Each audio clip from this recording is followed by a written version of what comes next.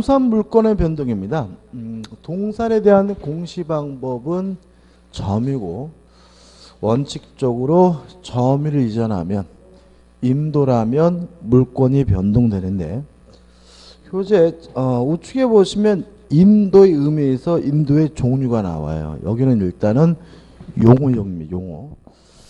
일단 현실의 인도는 진짜 주는 거 설명드릴 게 없고, 간이 인도는 옆에다가 하나만 메모할까요? 양수인이 이미 점유하고 있을 때 인도 방법. 이게 뭐죠? 간이 인도입니다. 이런 얘기입니다. 갑이 카메라를 가지고 있는데 을에게 빌려줘가지고 을이 이미 이 카메라를 빌려서 점유하고 있는 상태인데, 을이 카메라를 써보더니 마음에 든대요. 그래서 팔아라 해가지고 빌려준 카메라를 팔았을 때 이것을 소유권을 넘겨주기 위해서 굳이 받아서 줄 필요는 없다.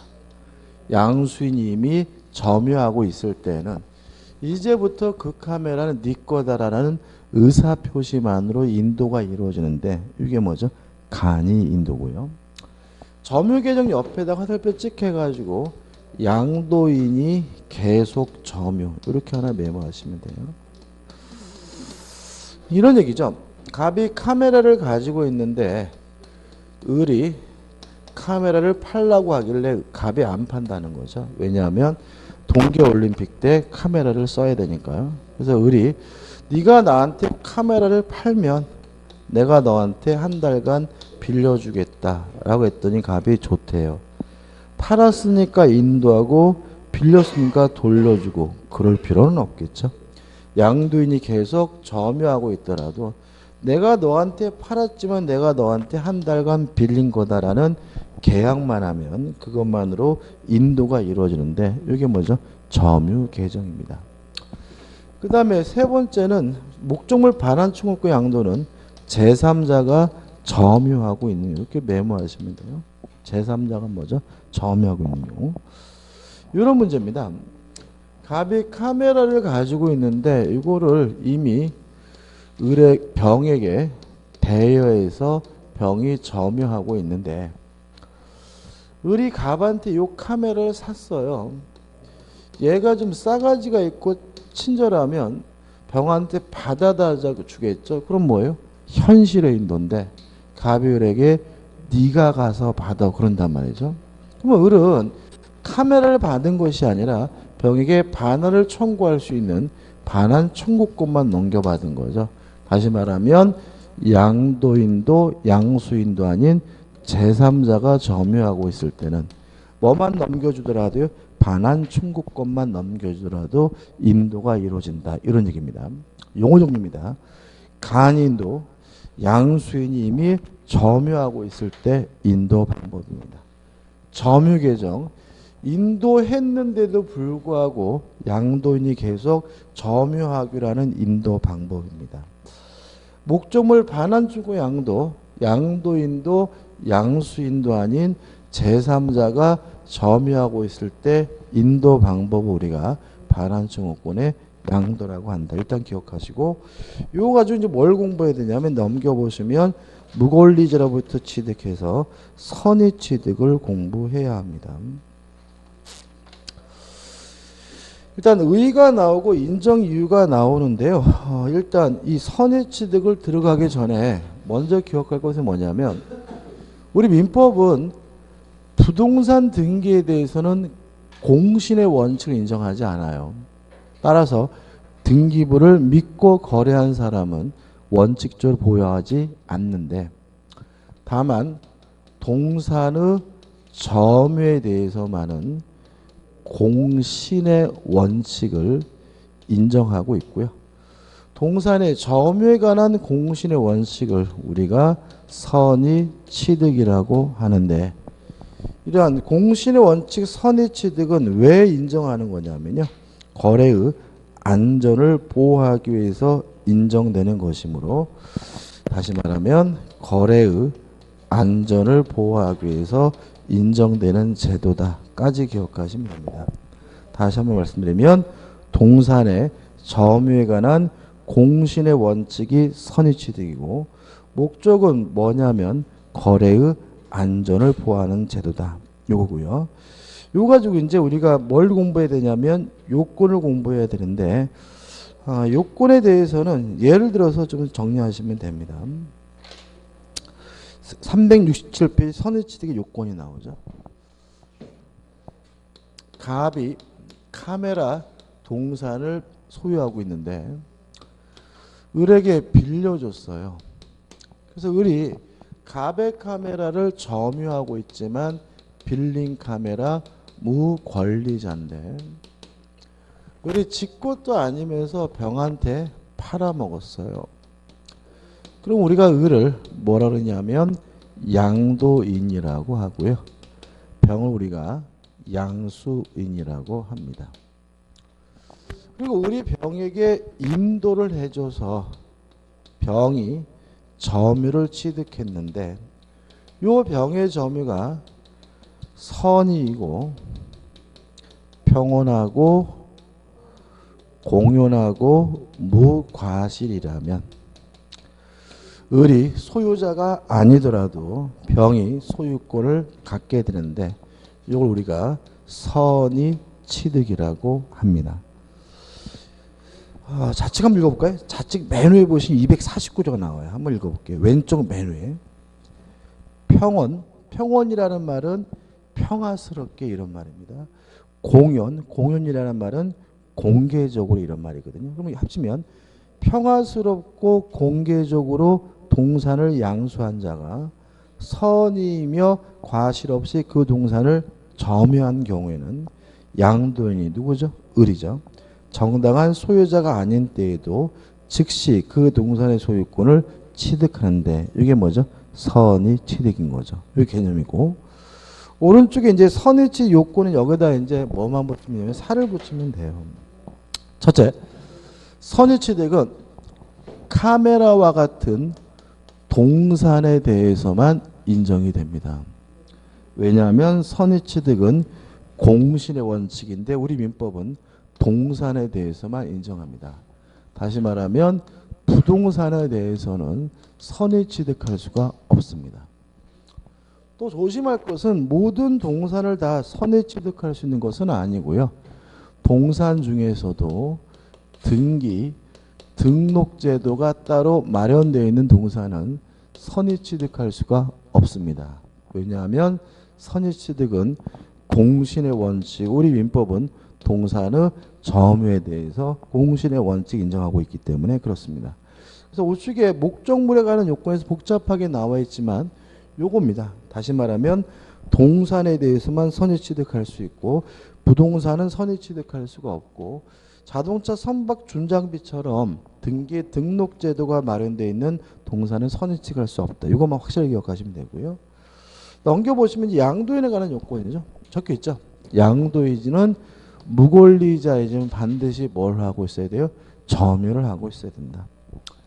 그 다음에 병도 을로부터 인도받아서 점유를 취득해야 되는데 요 인도 방법 중에 하나는 빼져요. 뭐가 빠지냐면 점유 계정은 안 된다. 그죠? 그래서 아까 우리가 간이 인도니 점유 계정이니 목적물 반환 청구 양도니 개념을 정리한 이유가 요것 때문에 그래요.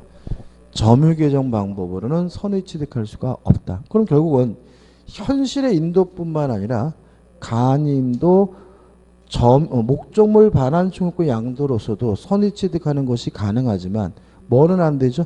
점유 계정은 안 된다는 거 꼭 기억해 두셔야 되고요. 또 을에서 병으로 넘어올 때 매매와 같은 거래가 존재해야 됩니다. 이 거래가 굉장히 중요한 요건입니다.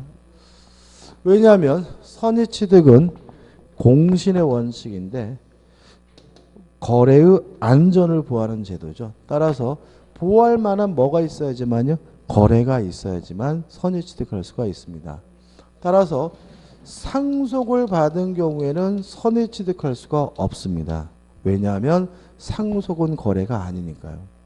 이에 반해서 증여를 받은 경우에도 선의 취득할 수가 있습니다. 왜냐하면 증여도 무상인 거래이기 때문에 그렇고요.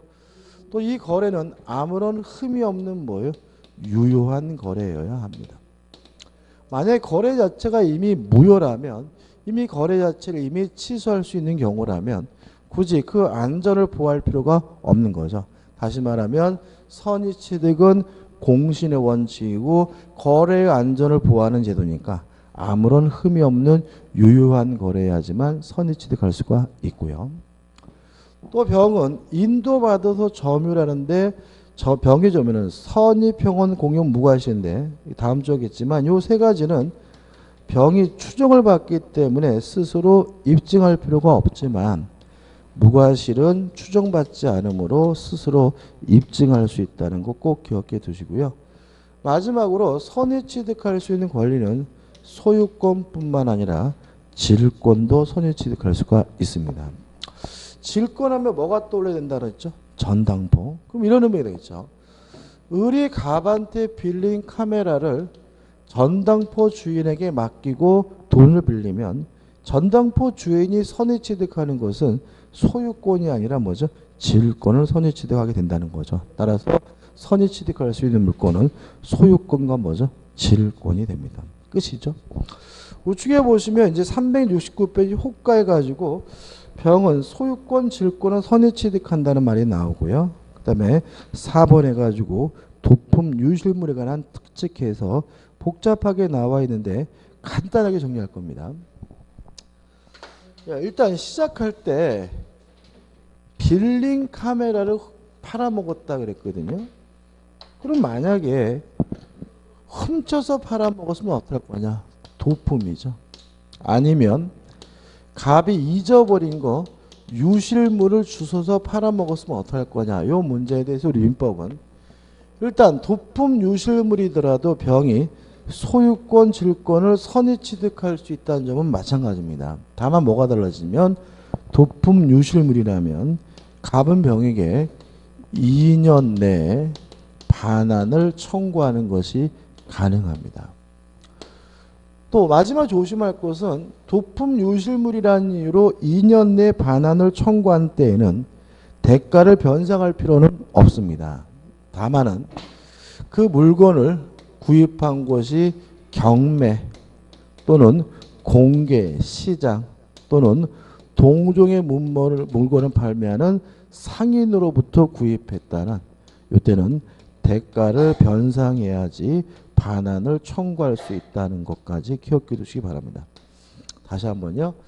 2년 내에 반환을 청구할 수 있습니다.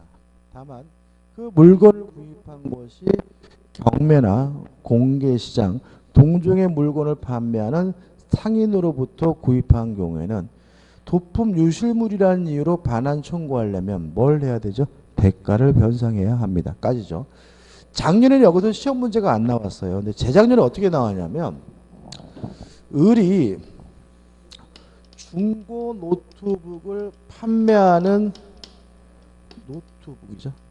노트북을 판매하는 상인인데 갑으로부터 노트북을 훔쳐서 병에게 팔아먹었다. 이렇게 나왔거든요. 그러면 훔쳐서 팔아먹었으니까 도품이니까 2년 내에 뭐 할 수 있어요? 반환을 청구할 수 있는데 병은 누구한테 샀어요? 중고 노트북 판매하는 상인. 다시 말하면 동종의 물건을 판매하는 상인으로부터 구입했으니까 뭘 해야 돼요? 대가 변상을 해야 반환을 청구할 수가 있다. 여기에 시험 문제 답이 나왔죠. 좀 주의하시기 바라고 여기까지가 끝입니다. 그 다음에 371페이지 오시면 이제 뭐가 나오냐면 물권의 소멸이 나와요. 일단 다시 말씀드리지만 계약이나 단독행위 같은 법률행위로 물권이 변동되려면 등기하고요. 계약도 단독행위도 아닌 다른 사유로 물권이 변동될 때는 뭐 할 필요 없습니까? 등기할 필요가 없는데 1. 목적물이 멸실되는 것은 명백히 법률행위가 아닙니다. 따라서 멸실되는 순간 등기 없이 물권이 소멸되고요. 2. 용익물권만 소멸시효가 걸리는데 소멸시효가 완성되는 것도 법률행위가 아니므로 용익물권은 소멸시효가 완성되는 순간 등기 없이 물권이 소멸하게 되고요. 3. 물권의 포기는 대표적인 단독행위입니다. 단독행위는 뭐죠? 법률행위죠. 따라서 법률행위 때문에 뭘 해야지만요? 등기를 해야 비로소 물권이 뭐가 돼요? 소멸되는 거죠. 기억나시나요? 소유권, 점유권의 포기는 상대방 없는 단독행위. 소유권, 점유권 이외의 권리 포기는 뭐죠? 상대방 있는 단독행위. 그게 중요하다고 전에 말씀드렸던 이유는 포기는 단독행위고 단독행위에 의한 물권 변동이기 때문에 포기했다는 이유로 물권이 소멸되려면 뭘 해야 됩니까? 등기를 해야 된다는 것 때문에 중요한 거니까 잊지 마시기 바라고요. 넘겨보시면 오늘의 마지막이 뭐죠? 혼동이 나옵니다. 이 혼동에 대해서는 좀 복잡합니다. 그리고 시험 문제가 나온다면 사례로 나올 수 있는 부분이기 때문에 핵심적인 것만 정확하게 정리하셔야 돼요. 복잡할수록. 일단 개념은 이렇습니다. 한 사람에게 2개 이상의 권리가 존재하고 있어요. 이렇게 2개 이상의 권리가 존재할 때 둘 중에 쓸모없는 거, 불필요한 것은 자동으로 소멸되게 되는데 이걸 우리가 혼동이라고 합니다. 예를 들어서 전세권을 가지고 있던 사람이 중복해서 소유권을 가지게 됐다면 굳이 전세권을 가지고 있을 이유는 없으므로 소유권을 취득하는 순간 전세권은 자동으로 소멸되게 되는데 이러한 현상을 우리가 뭐죠? 혼동이라고 하는 거죠. 그럼 역으로 말하면 2개 이상 권리가 있더라도 필요하다면 이때는 소멸되지 않을 텐데 2가지를 기억해 두셔야 됩니다. 첫째, 소멸될 권리가 제3자 권리의 목적으로 되어 있을 때죠. 예를 들어서 전세권을 가지고 있던 사람이 전세권에다가 저당권을 설정하고 돈을 빌린 경우에 이 상태에서 중복해서 소유권을 갖게 됐더라도 이 전세권은 혼동으로 뭐 되지 않아요? 소멸되지 않습니다. 왜냐하면 전세권이 없어지면 엉뚱한 누가 피해를 보죠? 저당권자가 피해를 보기 때문에. 다시 말하면 소멸될 권리가 제3자 권리의 목적이면 혼동으로 소멸되지 않습니다. 두 번째, 소멸될 권리보다 후순위 권리가 존재하고 있는 경우에도 혼동으로 소멸되지는 않습니다. 이런 얘기죠. 1순위가 갑 앞으로 전세권이 설정이 되어 있고요. 2순위가 을 앞으로 저당권이 설정되어 있는 경우다 라고 가정해 보면 경매가 되면 전세권자가 받고 남는 게 있으면 누가 받냐면 저당권자가 받는데 만약에 갑이 소유권을 취득했다는 이유로 전세권이 소멸되어 버린다면 을의 순위가 승진이 돼 가지고요 큰 피해를 보게 됩니다. 따라서 전세권보다 후순위인 저당권이 있다. 소멸될 권리보다 후순위 권리가 존재하는 경우에는 이 권리는 혼동으로 뭐 되지 않아요? 소멸되지 않고요. 마지막으로 광호권이나 점유권은 권리의 성질상 혼동되지 않는다는 것까지 정리하면 됩니다. 끝입니다. 그래서 소멸될 2개 이상 권리가 있으면 자동으로 소멸되는 것이 뭐죠? 혼동인데 불필요한 것은 소멸될 권리가 제3자 권리의 목적이거나 또는 소멸될 권리보다 후순위 권리가 존재하는 경우는 소멸되지 않고요. 그 다음에 광업권, 정호권은 권리의 성질상 뭐 되지 않죠? 소멸되지 않습니다. 중요한 부분이고요. 연습 삼상 문제 한번 풀어볼까요? 377페이지 오시면 6번 문제가 있습니다. 좀 까다롭게 느낄 수가 있거든요. 한번 보죠. 6번. 377페이지 6번입니다. 혼동으로 인한 물권의 소멸에 관한 다음 설명 중 옳지 않은 것은 1번. 갑 토지의 저당권을 가진 자가 후에 그 토지의 소유권을 취득했어요. 그러면 원래 가지고 있던 권리는 뭐죠? 저당권인데 중복해서 뭘 갖게 됐죠? 소유권을 갖게 됐다면 굳이 저당권 이중으로 가지고 있을 이유는 없으니까 소유권을 취득하는 순간 저당권은 소멸되므로 그 저당권은 소멸한다. 맞는 질문이죠. 2번 갑토지 A가 1번 저당권, B가 2번 저당권을 가졌어요. 그러면 이런 얘기겠죠. 1순위가 A 앞으로 저당권이 있고요. 2순위가 B 앞으로 저당권이 있는데 이 상태에서 만약에 A가 중복해서 소유권을 갖게 됐다면 소멸될 권리보다 뭐가 있어요? 후순위 권리가 있으니까 A 저당권은 뭐 되잖아요? 소멸되지 않겠죠? 근데 문제 지문은 요게 아니죠. 요게 아니고 계속 보시면 B가 갑토지의 소유권을 취득했대요.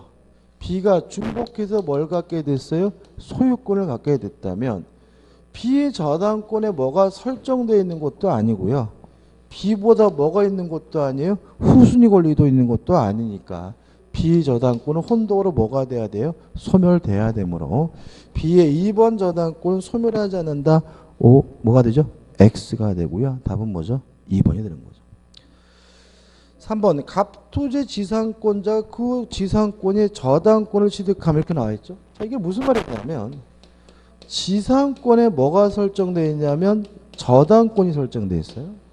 근데 저당권도 지상권도 한 사람에게 모두 소유된다면 굳이 뭘 가지고 있을 이유는 없어요. 저당권을 또 가지고 있을 이유는 없으니까 저당권은 혼동으로 뭐 하게 되냐면 소멸되게 되고요.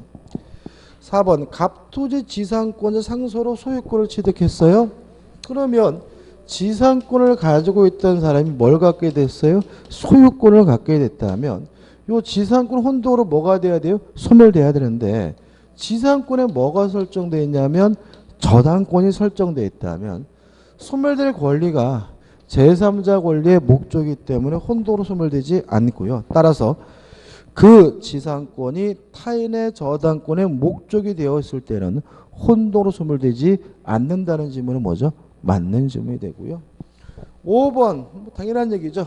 지역권을 가지고 있는 사람이 중복해서 뭘 갖게 되냐면 소유권을 갖게 됐다면 굳이 지역권을 가지고 있을 이유는 없으니까 혼돈은 뭐가 돼요? 소멸되므로 5번 지역권자가 승역지에 소유권을 취득한 경우에 지역권은 소멸한다는 질문도 맞는 질문입니다. 오늘 여기까지 하고요. 다음 주에 점유권부터 들어가도록 하겠습니다. 오늘 수고 많으셨습니다. 고맙습니다.